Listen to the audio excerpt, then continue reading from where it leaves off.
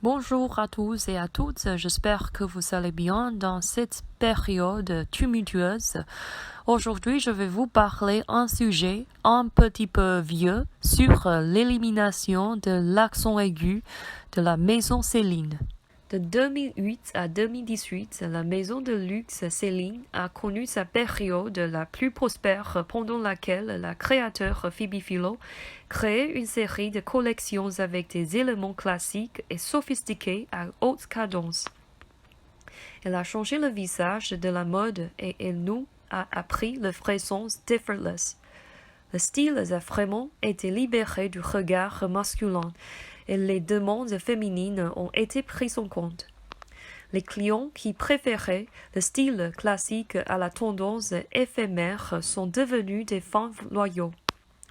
Elle nous a aussi montré qu'il est possible d'établir un style qui résiste l'épreuve du temps, malgré l'attraction pour les modes ostentatoires.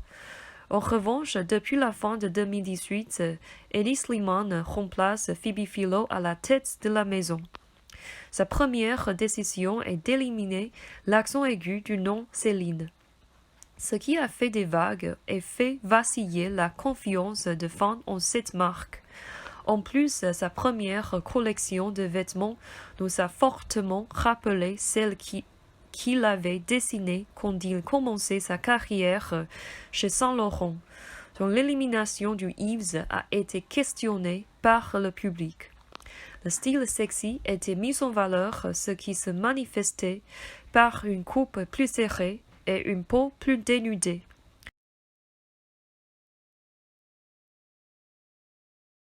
Pour y répondre, beaucoup de fans de Phoebe Philo ont créé des photos où l'on voyait la tombe de Céline et le naufrage d'une voiture avec l'étiquette de Céline.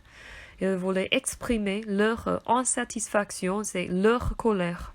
Est-ce que cette réaction de rejet signifie la fin de l'époque dorée de cette maison réputée?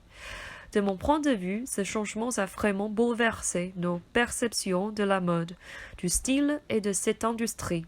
Nous sommes dérangés par l'ostentation croissante des marques qui suivaient un chemin plus discret dans le passé. Aujourd'hui, les logos sont mis en valeur. La vantardise est plus commune et normalisée.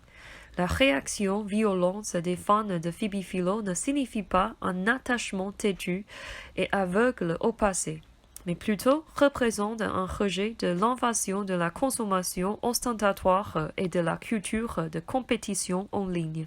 D'un point de vue linguistique, les accents prennent un grand rôle dans la langue française. La suppression d'un accent peut changer la prononciation de mots complètement. En revanche, mondialement parlant, l'anglais, le chinois et beaucoup d'autres langues n'ont pas ou trop peu d'accent pour identifier ce problème. De ce fait, les marques françaises s'efforcent de s'adapter aux consommateurs internationaux pour survivre dans ce monde où la mondialisation est plus en plus forte. Les accents sont en fait un frein qui bloque la publicité d'une marque car les gens hésitent à en prononcer le nom ou à même l'écrire. Est-ce que Hedi Slimane a pris cette décision pour accueillir plus de fans partout dans le monde, ou il a simplement supprimé un héritage distingué?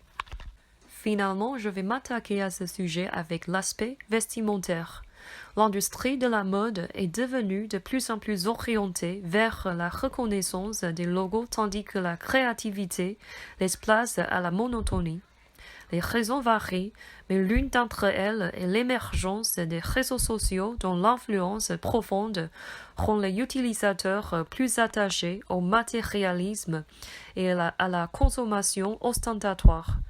En fait, les réseaux sociaux sont une plateforme où des gens se vantent, concourent et se comparent en montrant leurs produits avec des logos. En revanche, les styles plus discrets souffrent d'un déclin de popularité.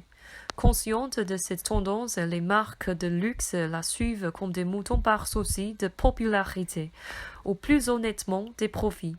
Par conséquent, la variété des vêtements n'existe plus. Voilà, c'est la fin de cette vidéo et j'espère que ça vous a plu et n'hésitez pas à me partager vos opinions sur ce sujet.